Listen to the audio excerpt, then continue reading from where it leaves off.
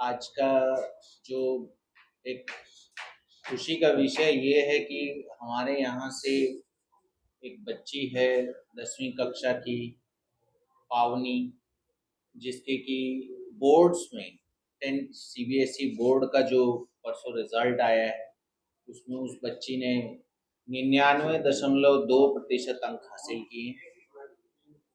इस बच्ची के कुल 496 नंबर आए हैं 500 में से।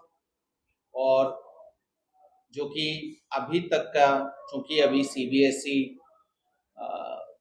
परसेंटेज इश्यूज परसेंटेज रिलीज नहीं करती है, तो हम लोग एग्जैक्टली नहीं बता सकते कि बाकियों में कितने आए। बट हाँ, अभी तक हमारी जानकारी में जितने भी बच्चे आए हैं उसमें डिस्ट्रिक्ट में तो हमें कंफर्म है कि ये बच्ची टॉप पे है, मतलब हिसार जिले में। हिसार जिले के अलावा भी कई जगहों पर हमने कोशिश पता करने की कोशिश करी है, वहां पर भी अभी तक 99 की रेंज में कोई बच्चा हमें मिला नहीं। तो इसी खुशी को आप लोगों के साथ साझा करने के लिए आप लोगों को यहाँ आमंत्रित किया है। हम लोगों का जो विद्यापीठ था पिछली साल स्टार्ट हुआ था। हमने इस उद्देश्य के साथ इसे स्टार्ट किया था कि भाई हम लोग एक, बढ़िया एजुकेशन प्लेटफॉर्म प्रोवाइड करें हिसार के बच्चों को, जिससे कि वो अपनी जो पढ़ाई है या आप कहें कि जो कॉम्पिटिटिव एग्जाम्स की तैयारी है उसको फास्ट ट्रैक कर सकें। इस पर्टिकुलर प्रोसेस में जो तैयारी की शुरुआत होती है वो जनरली छोटी कक्षाओं से होती है। 9वीं 10वीं में हम लोग बच्चे का बेस बनाने का काम करते हैं। इसी वजह से हमारे उस प्रोग्राम का नाम फाउंडेशन भी होता है। फाउंडेशन में जो बच्चा हमारे पास में तैयारी करता है, निसंदेह उसके पास में एक एज रहता है, क्योंकि उसके पास में 2 साल का अतिरिक्त अतिरिक्त समय रहता है चीज़ों को समझने का। वही चीज़ें 11वीं 12वीं में जाकर के ज़्यादा डिटेल्स में पढ़ाई जाती हैं।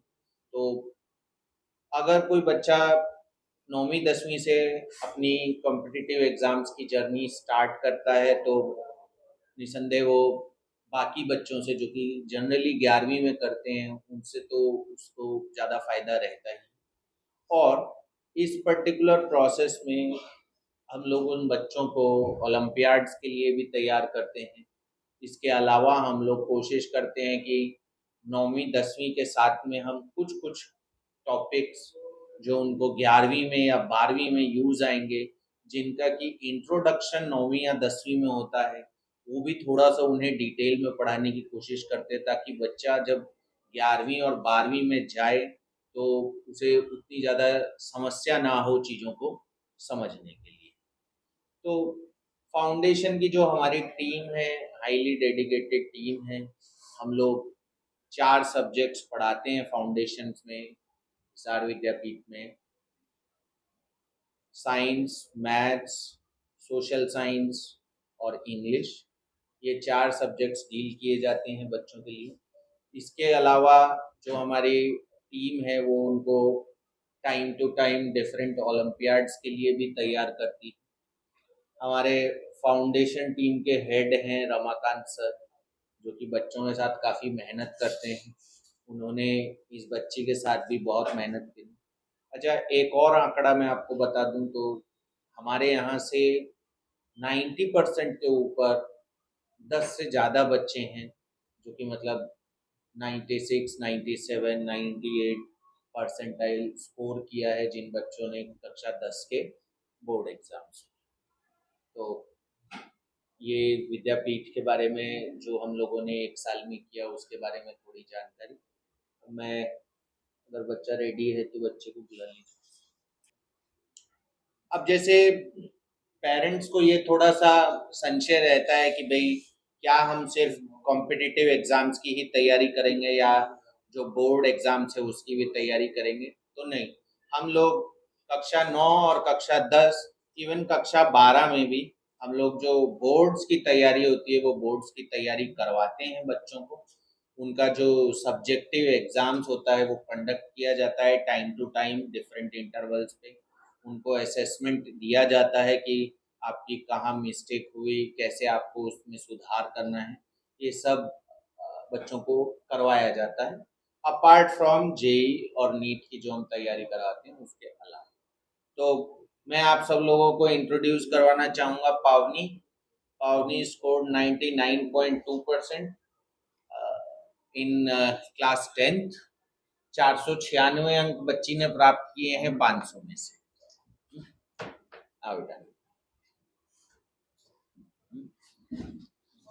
आप बच्चे से पूछना चाहें तो कुछ भी पूछ सकते हैं। माइक लगा दो।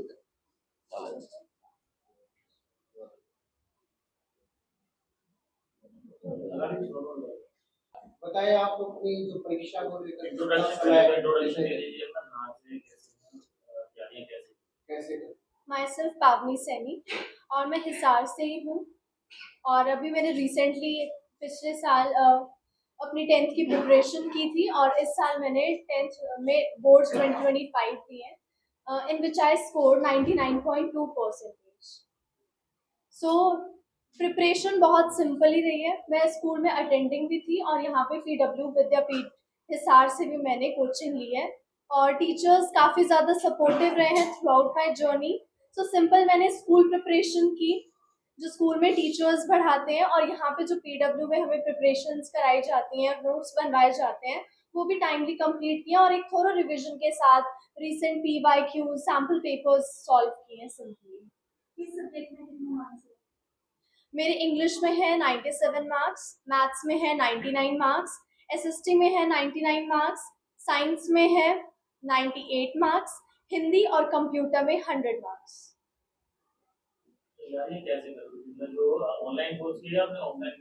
ऑफलाइन कोर्स किया है मैंने यहाँ पे PW हिसार विद्यापीठ पे। ऑनलाइन क्लासेस और ऑफलाइन क्लासेस ली हैं और यहाँ पे मैंने ऑफलाइन बैच ज्वाइन किया हुआ है। जैसे तो बच्चे पीछे तैयारियां कर रहे हैं उनके लिए क्या बताना चाहिए, कैसे तैयारियां करें, क्या शेड्यूल रखें, क्या आपका शेड्यूल? सो पर्सनल मैं अपने एक्सपीरियंस से बताऊं तो NCERT जो CBSE बोर्ड के लिए काफ़ी ज़्यादा इम्पॉर्टेंट है, उसको थोरली रीड करना बहुत इम्पॉर्टेंट है।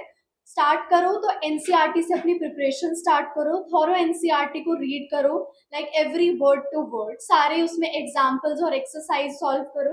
उसके बाद अगर आपके पास कोई सप्लीमेंट बुक है, लाइक मेरे पास PW के मॉड्यूल्स थे जिन्होंने मुझे काफ़ी ज़्यादा हेल्प की, तो उन मॉड्यूल्स को थोरली रीड करो और जितने मैक्सिमम क्वेश्चन प्रैक्टिस हो सकती है वो क्वेश्चन प्रैक्टिस करो। और टाइम टू टाइम यहाँ पे हमारे सब्जेक्टिव टेस्ट भी हुए हैं, ऑब्जेक्टिव टेस्ट भी हुए हैं, हमारी माइलस्टोन सीरीज और AITS भी हुए हैं जिन्होंने काफ़ी ज़्यादा हेल्प की है throughout my preparation. Important role play करते हैं। तो PW विद्यापीठ की अगर मैं बात करूँ तो इनका मेरे उसमें 50% इनका सपोर्ट रहा है थ्रू आउट द जर्नी। इसके दौरान स्ट्रेस बच्चे को हमेशा रहता है एग्जाम का, तो वो रीएनालाइज करने के लिए, स्ट्रेस मैनेजमेंट के लिए बाकी सब बच्चों को आप क्या संदेश देना चाहिए? मैं पर्सनली बताऊं तो मैं भी बहुत ज़्यादा स्ट्रेस लेती हूँ एग्ज़ाम के टाइम पे और ये नॉर्मल है सबके लिए कि एग्ज़ाम टाइम से और प्रिपरेशंस में 1-2 महीने पहले बच्चों को स्ट्रेस होता है, बट उसके लिए मैं हमेशा काम म्यूज़िक सुनती हूँ जिससे थोड़ा रिलैक्स होता है माइंड। और मैं अपनी हॉबीज़ पे भी फोकस करती हूँ, बीच में टाइम देती हूँ अपनी हॉबीज़ को। और मेरी हॉबी है पेंटिंग करना, तो मैं जब पेंटिंग करती हूँ तो ये चीज़ मेरे माइंड को रिलैक्स भी करती है और एक स्टडी से मुझे ब्रेक भी मिल जाता है। इसके अलावा अगर मैं ज़्यादा स्ट्रेस्ड होती हूँ तो मैं अपने टीचर्स से बात करना पसंद करती हूँ क्योंकि टीचर्स से बात करके वो हमें गाइड भी करते हैं और अगर हमें कोई डाउट है या फिर हमें हमारे सेल्फ डाउट है स्पेशली, और अगर हमें एग्जाम से रिलेटेड टेंशन है तो वो भी टीचर्स से बात करके सॉल्व हो जाता है।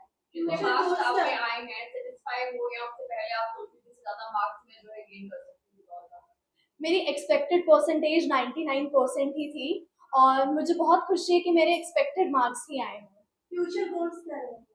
मैं जेई एस्पिरेंट हूँ, सो अभी मैंने 11th जेई में एडमिशन लिया है यहीं PW हिसार विद्यापीठ में और अब मैं 2027 में जेई का एग्जाम दूंगी, first JEE Mains and then JEE advance, और उसके बाद मैं आगे अपनी ग्रेजुएशन किसी IIT कॉलेज से करना चाहती हूँ। जो बच्चे फ्यूचर में बोर्ड एग्जाम देने वाले हैं उन्हें क्या मैसेज देना चाहोगे कि सोशल मीडिया की वजह से डिस्ट्रैक्ट हो जाता है और फोकस नहीं कर पाते, तो क्या आपने भी इन सब चीजों से दूरी बनाई थी? ये पीयर प्रेशर हमेशा रहता है, मतलब हमारे सराउंडिंग में जो बच्चे सोशल मीडिया यूज़ करते हैं, उस पर कॉन्टिन्यूसली एक्टिव रहते हैं, तो जो बच्चे कॉन्टिन्यूसली फोकस्ड रहते हैं ऑब्वियसली उनको डिस्ट्रैक्शन होता है। और पीयर प्रेशर ये भी कहता है कि तुम भी इन सब चीज़ों को ज्वाइन करो, बट मैं अपने पेरेंट्स को ही इसके लिए थैंक यू कहना चाहती हूँ, क्योंकि वही हमेशा मुझे गाइड करते हैं और इन सब चीज़ों से दूर रखते हैं। And my parents are quite strict, so इस चीज़ के लिए मैं बहुत ज़्यादा ब्लेस्ड हूँ कि उन्होंने मुझे स्ट्रिक्ट पेरेंट्स दिए, क्योंकि आज की जनरेशन में स्ट्रिक्ट पेरेंट्स होना मतलब जब पेरेंट्स अपने बच्चों पे इतना ध्यान देते हैं तो वो एक ब्लेसिंग है। तो इसके लिए मुझे कभी प्रॉब्लम फेस नहीं करनी पड़ी। मैं हमेशा अपने स्टडीज़ में खुद को एंगेज रखती हूँ, तो जब आप बिजी रहोगे तो आपको इन सब डिस्ट्रैक्शंस के लिए टाइम ही नहीं मिलेगा, and the peer pressure want be harmful for you. Parents आपके स्ट्रिक्ट थे, टीचर कैसे थे? कभी डांट पड़ी है, कभी कोई चीज ऐसी देखने को मिली है तो आपको लगता है कि भई अब नहीं जाऊंगी मैं उनसे सवाल पूछने? नहीं, ऐसा कभी नहीं। पेरेंट्स पसंद नहीं करते कि पेरेंट्स ने टोका-टोकी करे, मतलब जो टोके बार-बार। ऐसे में कैसे पॉसिबल होता है कि हम पेरेंट्स की मान कर ही चलें? Being a Gen Z my self, मुझे भी कभी कभी लगता है कि पेरेंट्स कई चीज़ों में काफ़ी ज़्यादा स्ट्रिक्ट हो जाते हैं, बट इस चीज़ में मेरे पेरेंट्स मुझे कभी भी फोर्सफुली ऐसे नहीं कहते कि तुम्हें ये करना चाहिए, ये नहीं करना चाहिए। इनफैक्ट किसी लॉजिक के साथ, किसी रीज़न के साथ समझाते हैं कि ये चीज़ हमारे लिए क्यों गलत है और क्यों सही है, और हमें इस सिचुएशन में क्या करना चाहिए। और मैं ऐसे सेल्फ डिसीजन बहुत कम लेती हूँ, मतलब अपने पेरेंट्स से प्रॉपर डिस्कशन करती हूँ, क्योंकि मुझे पता है उनका एक्सपीरियंस कहीं ना कहीं मुझे मेरी लाइफ में हेल्प करेगा। आपको क्या लगता है कि टेंथ कहीं भी ट्यूशन नहीं गई हूँ। काफ़ी बच्चे हैं जो छोटे छोटे बच्चे भी लोकल ट्यूशंस पे जाते हैं। मैं आजकल ना किसी लोकल ट्यूशन पे गई हूँ और ना इससे पहले मैंने कोई कोचिंग रखी है। और इनफैक्ट मैंने पीडब्ल्यू विद्यापीठ हिसार भी 10th क्लास में ज्वाइन किया था, क्योंकि कभी कभी होता है कि जब 8th से सडन आप 9th में आते हो, फिर 10th में जब आपको बोर्ड्स देने होते हैं, तो कंसेप्चुअल वाइज काफ़ी ज़्यादा गैप आ जाता है, सिलेबस में एकदम से चेंज आ जाता है। तो चीज़ों को अच्छे से समझने के लिए आई गेस हमें कोचिंग ज्वाइन कर लेनी चाहिए। सर आपसे जानना चाहूँगा, पाऊंगी जैसे आपको हॉनर स्टूडेंट मिले और इस तरीके के बहुत सारे एरिया आपके एकेडमी में मिले, तो इस मुकाम तक पहुंचाने के लिए क्या कोई चैलेंजेस भी फेस करने पड़ते हैं आपको? देखिए, ये एक चैलेंज होता है कि मतलब कैसे उसके साथ डील करें, क्योंकि उस बच्चे की जो एक्सपेक्टेशंस होती है वो बहुत हाई होती हैं हम लोगों से। और हम लोगों ने आज तक अभी तक जितने भी बच्चे हमारे यहाँ से अच्छा रिजल्ट्स देकर के गए हैं, हमने गॉड ग्रेस उनके एक्सपेक्टेशंस को मीट किया है। हाँ, अच्छे बच्चों को टैकल करना चैलेंजिंग